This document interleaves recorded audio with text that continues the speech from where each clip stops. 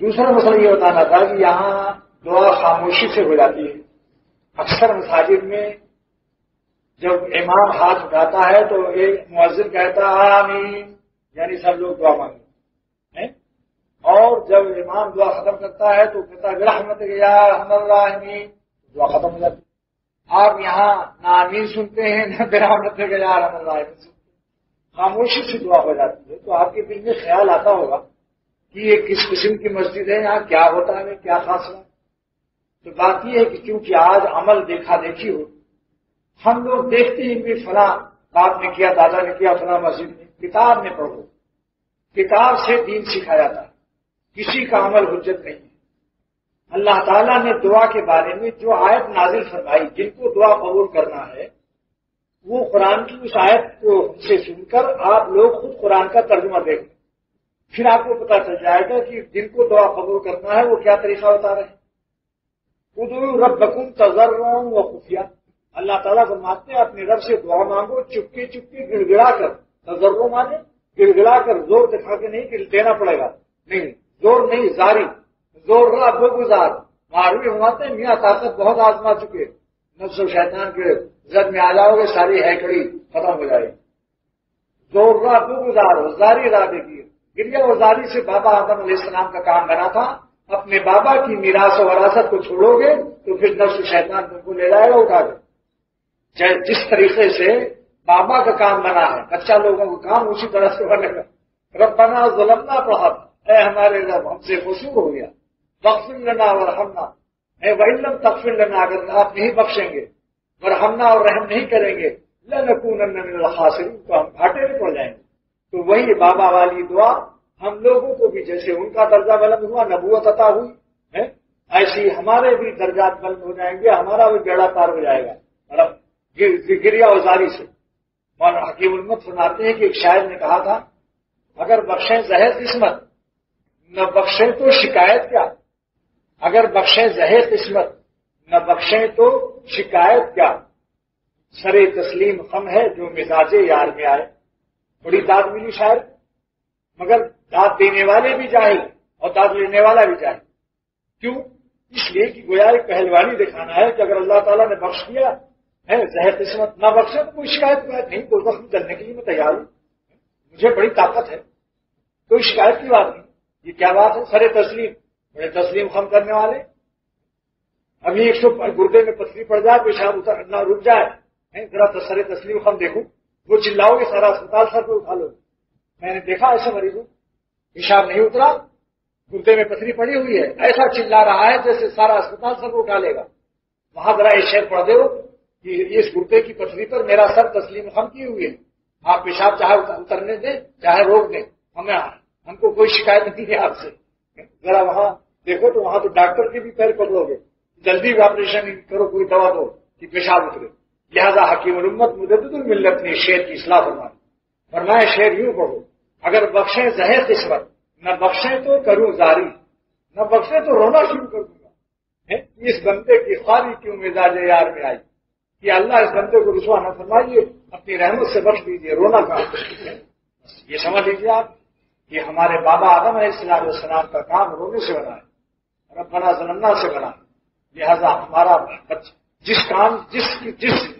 جس ذریعے سے دنیائے انسانیت کی تخلیق اور پہلا انسان جو بابا آدم علیہ السلام ان کا جس سے کام بنا، ان کی اولاد کا بھی کام اسی سے بنے گا. اور لائق بیٹوں کا یہی علامت ہے. مولانا رومی فرماتے ہیں آقی فرزندان خاص آدمن، جو آدم علیہ السلام کے شریف و خاص بیٹے ہیں، نفع انا ظلمنا میدمن، جب ان سے قصور ہو جاتا ہے تو رونا شروع کر دیتے ہیں اور نعرہ انا ظلمنا بلند کرتے ہیں کہ یا اللہ ہم کو معاف کر دیجیے، مجھ سے غلطی ہو.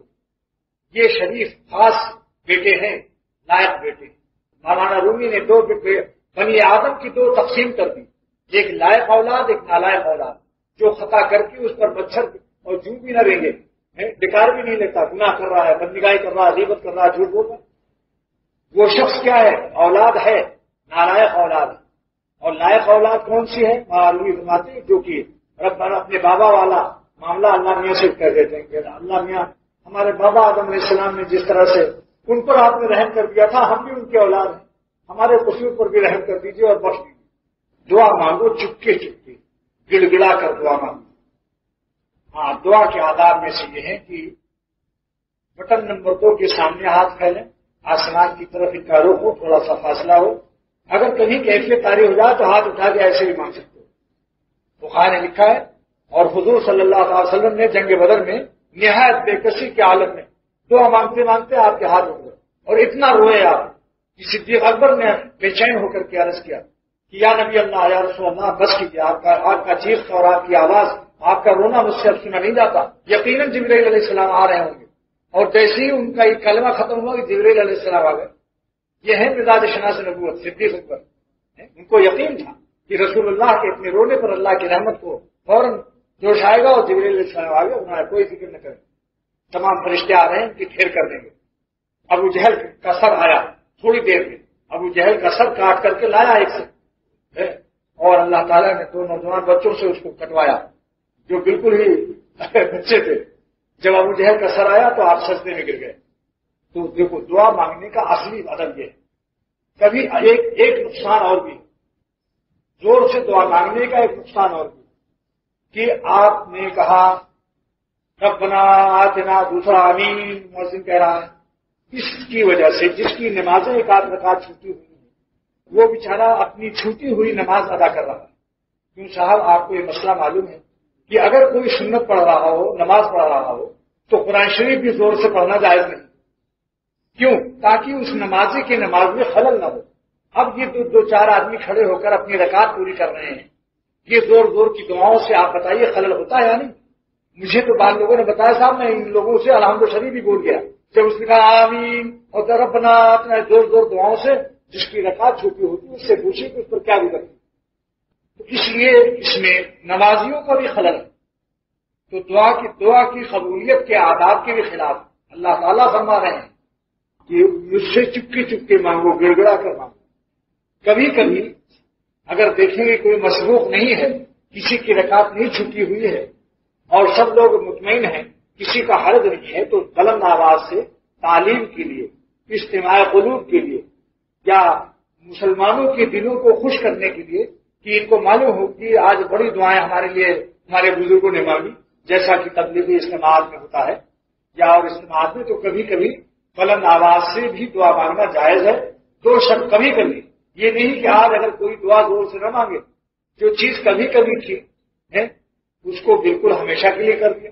کہ آج اگر کوئی اس طرح سے دعا نہ مانگے تو اس کے بارے میں انسان کو شبہات پیدا ہوتے ہیں کہ شاید یہ غلط راستے پر ہے، حالانکہ یہ قرآن کے راستے پر دعا مانگ رہا ہے۔ اس لیے کبھی مہینے 2 مہینے میں اگر دل چاہے تو کچھ تعلیم کے لیے لوگوں کو دعا مانگنا آ جائے وہ بھی جائز ہے، لیکن اس کو ہمیشہ کے لیے معمول نہ بنایا جائے کہ جب دیکھو اگر کوئی آہستہ سے امام دعا مانگ لے تو مقتدی اس کے اوپر حکومت کرتے ہیں، وہ امام صاحب آپ نے زور سے کیوں نہیں دعا مانگی؟ آج اس زمانے میں محلے والوں کا امام غلام بنا ہوا، کمیٹی جو ہوتی ہے عموماً وہ لوگ ہوتے ہیں جو نماز میں بھی نہیں آتے۔ صدر صاحب نیشنل بینک کے چیئرمین ہیں، استنجا کر کے پیشاب ڈھیلا بھی نہیں لیتے، پیشاب کرنا بھی نہیں آتا ان کو سنت کے مطابق، مگر اس لیے کہ وہ چندہ کافی لائے تھے، ان کو صدارت اس لیے مل گئی۔ اور سیکریٹری صاحب کو بھی یہی اکثر حال ہوتا، دیندار اگر ہو جائیں انتظامیہ والے تو اماموں کی وہ عزت کریں۔ امام کو غلام سمجھنا، اور اس سے پوچھو عالم سے کہ بھائی اس میں کیا جو بات سمجھ میں آیا ادب سے سوال کرو کہ ذرا ہمیں سمجھا دیں آپ کہ اس کی کیا حقیقت ہے، کہیں کچھ ہوتا ہے کہیں کچھ، تو کیا حقیقت ہے؟ آپ کے بغیر سوال کے میں نے خود ہی اس کو بتا دیا، ہم سے کسی نے پوچھا نہیں تھا۔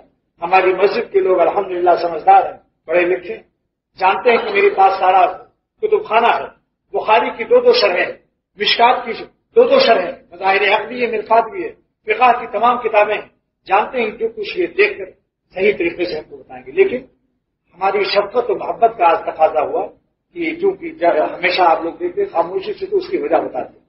اس کی وجہ یہ ہے کہ جن کو دعا ہماری قبول کرنی انہوں نے ہمیں کہا کہ گڑ گڑا کر مانگو، چپکے چپکے مانگو، کیونکہ اللہ سنتا ہے۔